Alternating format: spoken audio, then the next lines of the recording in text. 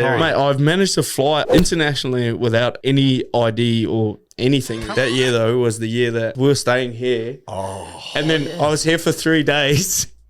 And I was flying to New Zealand 11 a.m. the next day. And I started packing my bags. I'd had a few beers, like, actually, where's my passport? And I rang, I think, Georgia Moore. She was staying at my house at the time. Is my passport out there? And she was like, yeah, it's right here. Why? I was like, and it was COVID, and you couldn't go over the border. Yeah, but we tried to make this plan. I had an uncle that lived in Albury that had a pass because he was a truck driver, and it was like we'd be touch and go. But somehow, Maddie, I don't know how you done it. I don't even know. So what I did, I decided, don't worry, I can look after all of this. I'm going to call the New Zealand embassy.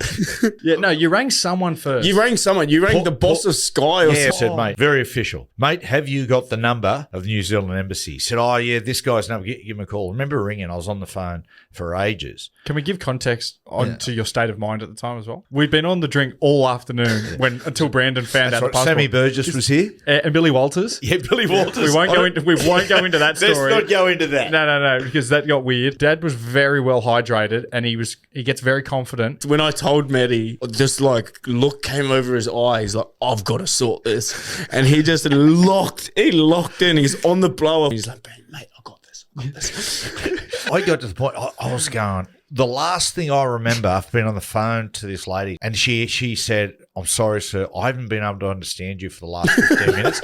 Can you give me to someone else? So, yeah, gave it to Trish. Woke up in the morning, Trish goes, we got a result. And I went, what do you mean? She goes, Brandon, he's able to fly back to New Zealand. I went, yeah. Mate, what happened? You gave me this number. You or Trish gave me this number, and it was had no confidence. Gave me this number. You're like, mate, when you get to the check-in desk, ring this number, give the phone to the lady. And I was like, this is not going to work. This is not going to work. I had no confidence, but I was like, I'm not driving to Albury back. Mate, true to your word, I got to the counter, rang the number, and I was like, oh, this is Brandon. He's like, oh, yeah, no worries. Put me on to the lady at the counter. Gave her the phone, and she was like, gave me this little pass. And she was like, yeah, you can go now. And then I just walked to the gate, gave the people the thing, this like letter. And then I flew straight back to New Zealand. No problem. So I wish I could remember. It's a very lesson on. I know.